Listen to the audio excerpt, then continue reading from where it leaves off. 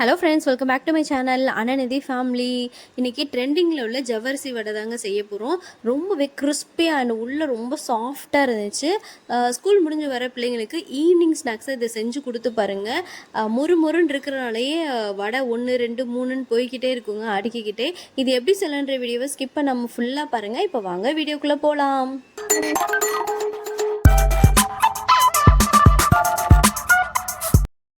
ஜவ்வரிசி வடை செய்கிறதுக்கு நான் ஜவ்வரிசியை 2 மணி நேரத்துக்கு முன்னாடியே ஊற போட்டேங்க. நீங்கள் பாருங்கள், நசுக்கையெல்லாம் நல்லாவே நசுங்குது பாருங்கள். நான் யூஸ் பண்ணது மாவு ஜவ்வரிசிங்க. உங்கள்கிட்ட லைலான் ஜவ்வரிசி இருந்துச்சுன்னா அதை கூட யூஸ் பண்ணிக்கலாம். அதுவும் 2 அல்லது 3 மணி நேரம் ஊற வைக்கணும். ஜவ்வரிசியில் கொஞ்சம் கூட தண்ணி இருக்கக்கூடாதுங்க, அந்த மாதிரி வடிகட்டி எடுத்துக்கோங்க. நான் 1 கப் அளவு எடுத்து தனியாக எடுத்துக்கிட்டேங்க. இந்த அளவில் மட்டும்தான் நான் செய்ய போகிறேன். இந்த ஜவ்வரிசி வடைக்கு நிலக்கல்லையை வறுத்து பொடி பண்ணி சேர்த்தா ரொம்பவே டேஸ்ட்டாக இருக்குங்க.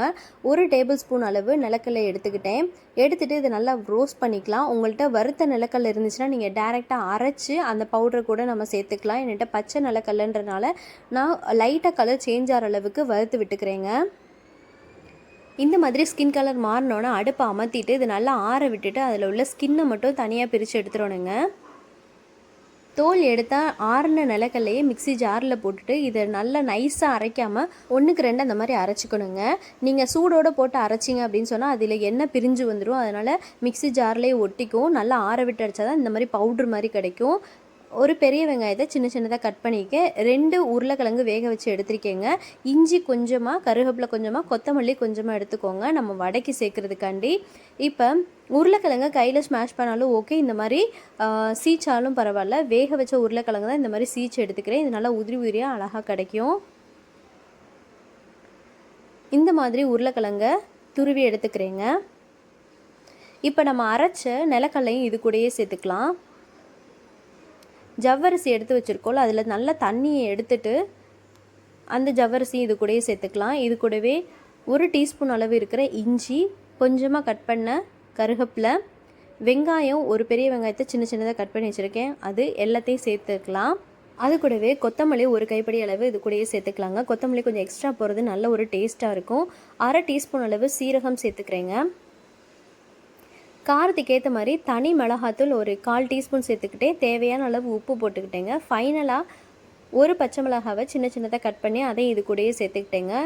அவ்வளோதாங்க இன்க்ரீடியன்ட்ஸ். இது எல்லாத்தையும் நல்லா மிக்ஸ் பண்ணிக்கலாம்.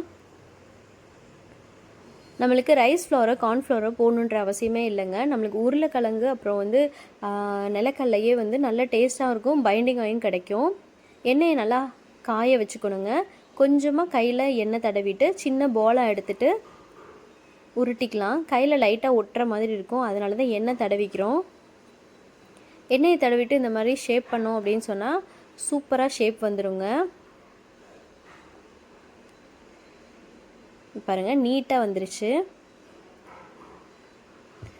எண்ணெயில் போட்டதும் அடுப்பை மீடியம் ஃப்ளேமில் வச்சுக்கோங்க. அப்போ தான் உள்ளெல்லாம் நல்லா வெந்து கிடைக்கும்.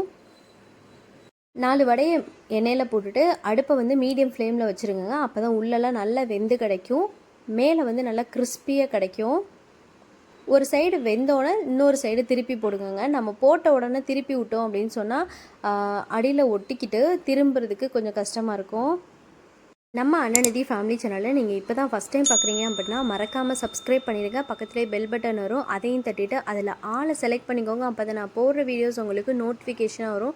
ஈஸியாக என்னோடய வீடியோஸை நீங்கள் பார்த்துக்கலாம். இந்த மாதிரி திருப்பி திருப்பி போட்டு ஈவனாக வேக வச்சு எடுத்துடலாங்க. இப்போ எல்லாமே கலர் நல்லா சேஞ்ச் ஆகி கிடச்சிருச்சு. இப்போ வெளியே எடுத்துடலாம். பார்க்குறதுக்கே எவ்வளோ மொறுமொறுன்னு இருக்குது பாருங்கள். அவ்வளோதாங்க. இதை சூடோடு சர்வ் பண்ணிட்டா சூப்பரான ஜவ்வரிசி வடை ரெடி ஆயிடுச்சு. ரொம்பவே யம்மியாக இருந்துச்சுங்க. என் குழந்தைங்களுக்குலாம் ரொம்பவே விரும்பி சாப்பிட்டாங்க, ரொம்ப பிடிச்சிருந்துச்சு. இப்போ நான் இதை டேஸ்ட் பண்ணி காமிக்கிறேன் பாருங்கள்.